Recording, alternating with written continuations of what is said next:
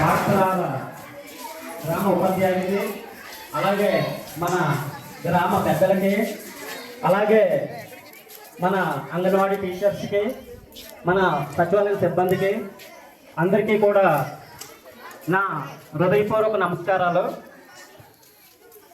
ముందుగా అందరికీ స్వాతంత్ర దినోత్సవ శుభాకాంక్షలు. మనకి స్వాతంత్రం వచ్చి 79 సంవత్సరాలు కంప్లీట్ అయ్యి 80వ వసంతంలో మనం అడుగు పెడుతున్నాం. మనం ఇంత స్వేచ్ఛగా ఇంత ఉన్నతంగా బ్రతుకుతున్నాం అంటే కారణం ఈ యొక్క స్వాతంత్ర ప్రతిఫలంగానే. మన దేశం ఇంతలా అభివృద్ధి చెందుతుందంటే కారణం ఈ యొక్క స్వాతంత్ర ప్రతిఫలంగానే. మన దేశం ఈ యొక్క సైన్స్ అండ్ టెక్నాలజీలో కానీ, ఆర్టిఫిషియల్ ఇంటెలిజెన్స్లో కానీ, అలాగే సాంకేతికతలో ఇంతలా అభివృద్ధి చెందుతుందంటే కారణం ఈ యొక్క స్వాతంత్ర ప్రతిఫలంగానే.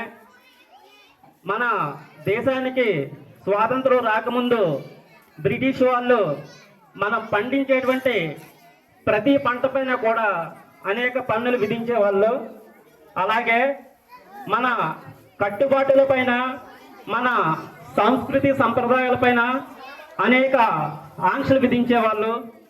ఇది గమనించినటువంటి మన భారతీయులు ఎలాగైనా సరే మన దేశానికి మనం స్వాతంత్రం తెచ్చుకోవాలి, ఈ బ్రిటిష్ వాళ్ళని వాళ్ళ యొక్క దేశాన్ని పంపించాలి అనేటువంటి ఉద్దేశంతో మనకి ఈ యొక్క అనేక ఉద్యమాలు, అనేక యుద్ధాలు చేసి మరింతగా మన క్విట్ ఇండియా ఉద్యమం 1857 నుంచి మరింత బలంగా స్వాతంత్రం తెచ్చుకోవాలనేటువంటి ఉద్దేశంతో మన భారత సైనికులు కానీ, అలాగే మన స్వతంత్ర సమరయోధులు, మన ఫ్రీడమ్ ఫైటర్స్ అందరూ కూడా ఇక్కడే ఉన్నారు.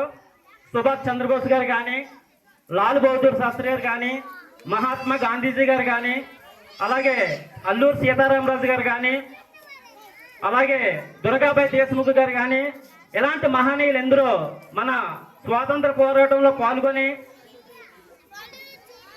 ప్రాణాలు అర్పించి మనకి 1947 ఆగస్ట్ 15న మనకి ఈ యొక్క స్వాతంత్రం అనేది తీసుకొచ్చారు.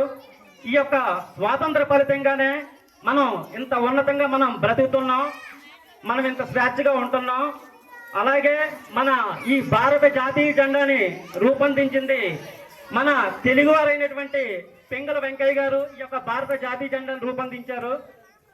సో ఈ భారత జాతీయ జెండా మీద ఒక్క 2 లైన్లు: జాతీయ పతాకం మువర్ణ పతాకం, శాంతికి ఇది సంకేతంలే, ఈ పతాకం సమతికి ఇది ప్రతిరూపంలే, గాంధీజీ కలల కన్న ఈ పతాకము మన దేశపు వరబడిలో శాంతి కపోతం, ఈ పతాక రెపరెపలే మాకు నినాదం, నిలబెడతాం మన జాతి నిండు గౌరవం.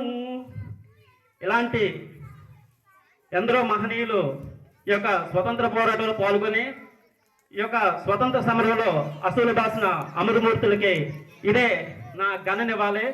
అలాగే ఈ యొక్క స్వాతంత్ర ఫలితంగానే మనం ఒక భారత రాజ్యాంగాన్ని నిర్మించుకొని ఎన్నో ఆర్టికల్స్ రూపొందించుకొని ఇంత స్వతంత్రంగా ఇంత ఉన్నతంగా మనం బ్రతుకుతున్నాం. ఈ అవకాశం ఇచ్చినటువంటి ప్రతి ఒక్కరికి కూడా నా హృదయపూర్వక నమస్కారాలు తెలియజేసుకుంటూ సెలవు తీసుకుంటున్నాను. Thank you.